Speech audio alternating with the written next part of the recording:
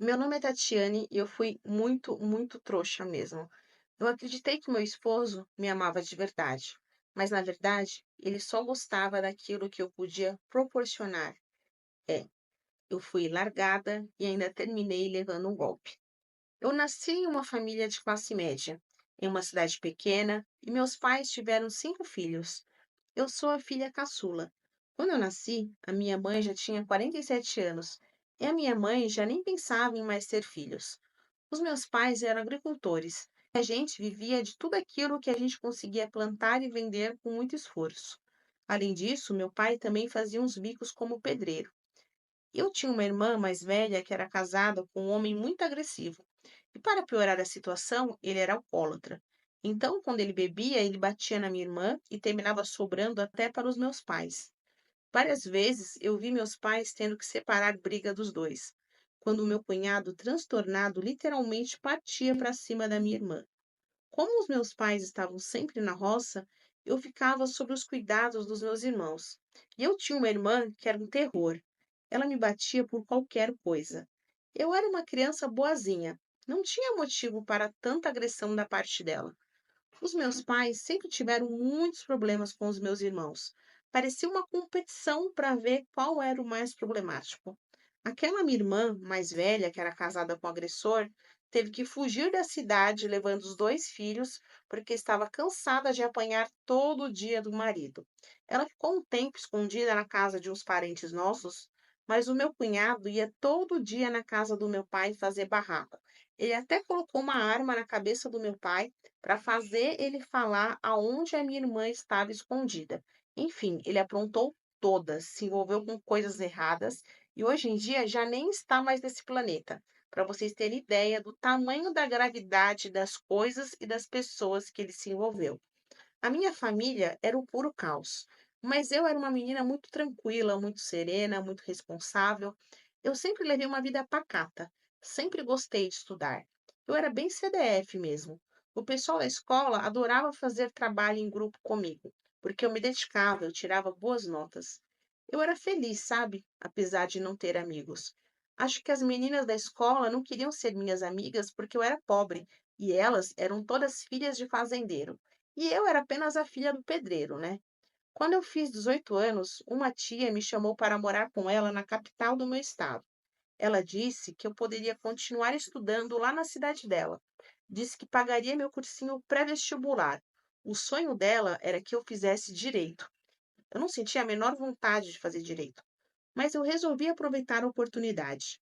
Depois que eu estava um tempo lá, eu comecei a sentir saudade dos meus pais e eu quis voltar, mas o meu pai não permitiu que eu voltasse.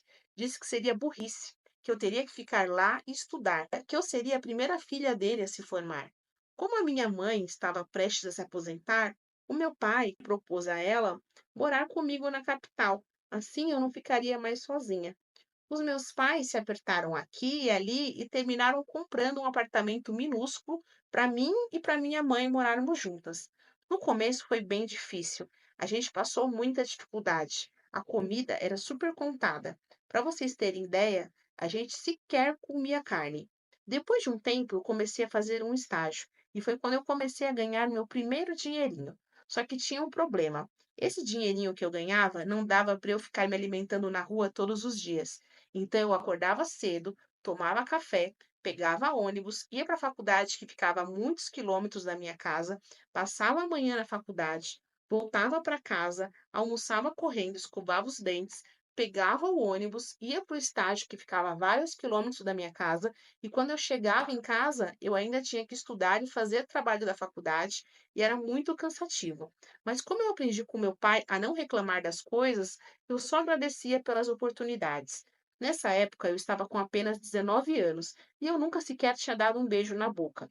Até que eu conheci Júlio. O Júlio, ele morava no mesmo condomínio que eu. E com o tempo, a gente foi ficando próximo. Ele tinha um carro e ele começou a me oferecer carona para a faculdade. E depois de um tempo, a gente se tornou amigo, e depois de amigo, a gente começou a ficar, e depois a gente começou a namorar. Só que ele se mostrou um cara muito ciumento e possessivo.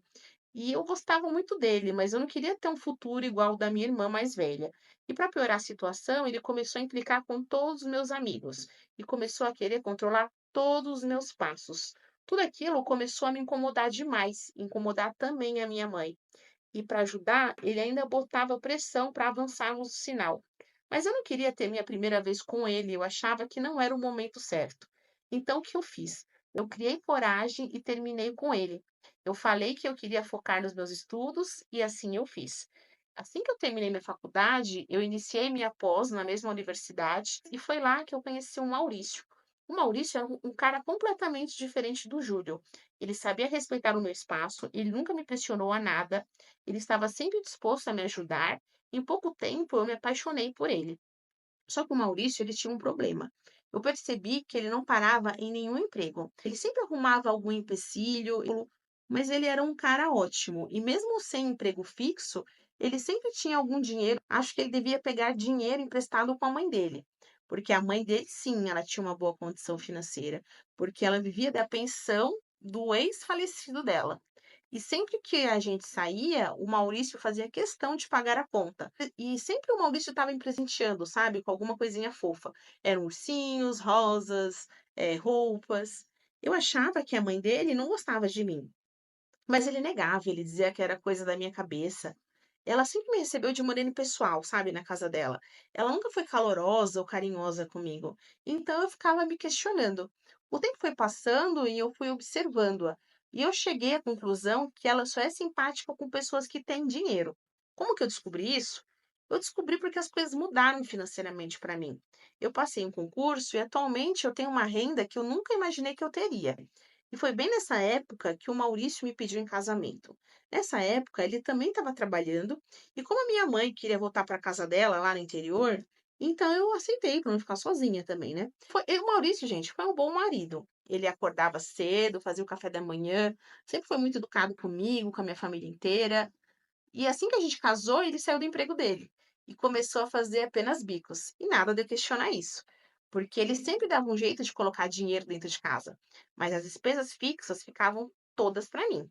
Nessa época eu não dirigia, então ele dirigia para mim, ele me levava de cima para baixo, para onde quer que eu precisasse. E a nossa casa estava sempre limpíssima.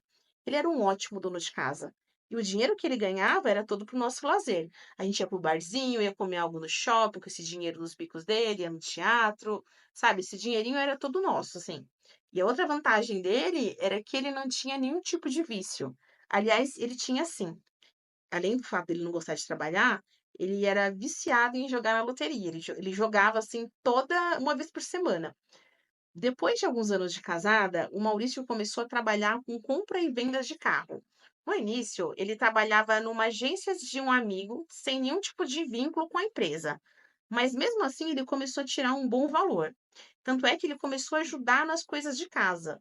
E foi bom também que isso me deu um fôlego financeiro, sabe? Começou a sobrar dinheiro e eu comecei a conseguir a guardar, né, dinheiro. E o que ele fez? Ele me convenceu a pegar esse dinheiro que eu guardei, que eu juntei, e vocês não vão acreditar. Ele me convenceu a pegar esse dinheiro que eu guardei, pegar esse dinheiro e também pegar um empréstimo e pegar esses dois dinheiros, de pegar o dinheiro que eu guardei e também pegar um empréstimo no banco, para pegar esses dois dinheiros para fazer o que com esse dinheiro? Para comprar e revender carros. Só que agora o lucro da venda seria todo dele, né? A grana começou a aumentar bastante no bolso dele. E paralelo a isso, ele também já não era mais o marido que ele era antes.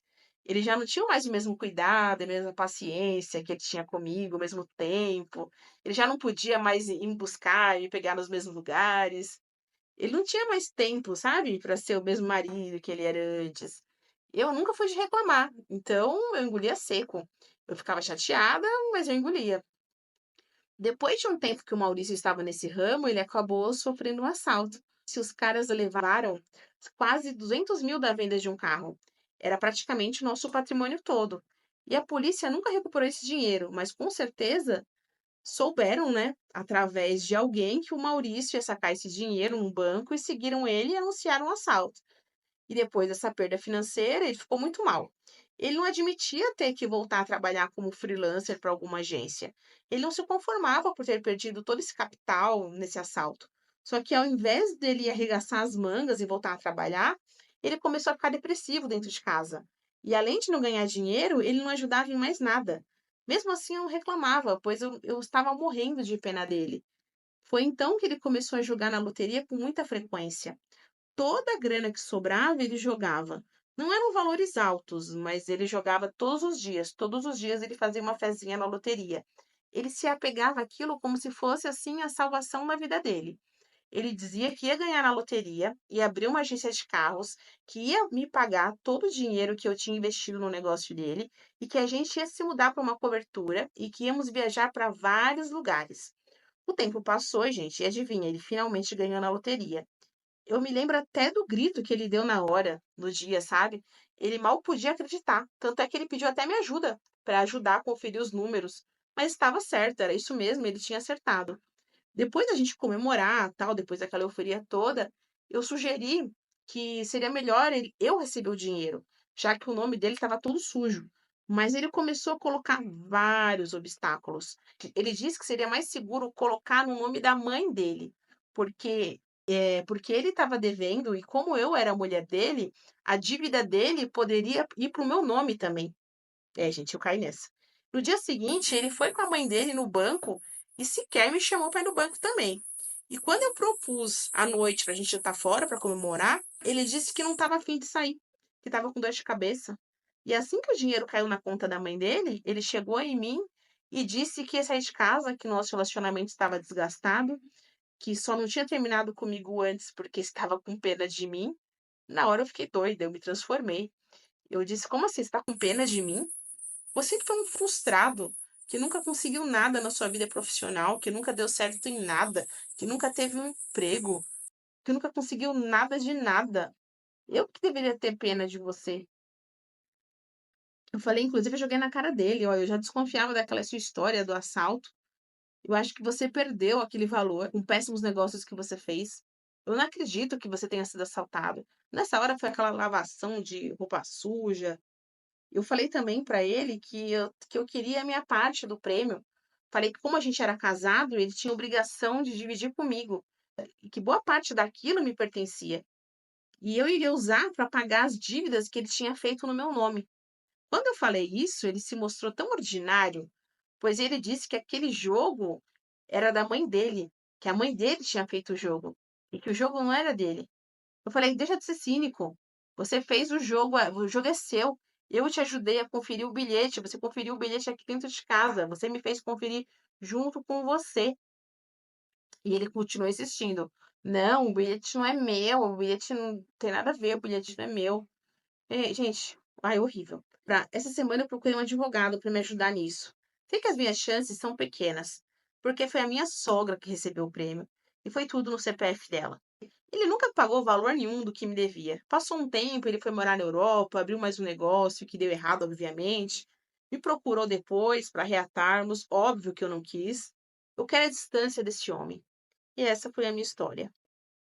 Vagabundo, aproveitador, golpista. Olha, se você ainda não se divorciou, então corre para se divorciar. Porque daqui a pouco esse homem acaba com todo esse dinheiro e o bonitinho ainda vai querer pensão, tá? E vocês aí que estão me assistindo, por favor, não sustentem macho, não sustentem os princesos. Sejam vocês as princesas das histórias de vocês, por favor, hein? Pelo amor de Deus. Então, gente, por hoje eu fico por aqui. Se vocês gostaram da história, deem um joinha. Se você não for inscrito, por favor, se inscreva. Até o próximo vídeo. Beijo, beijo. Tchau, tchau.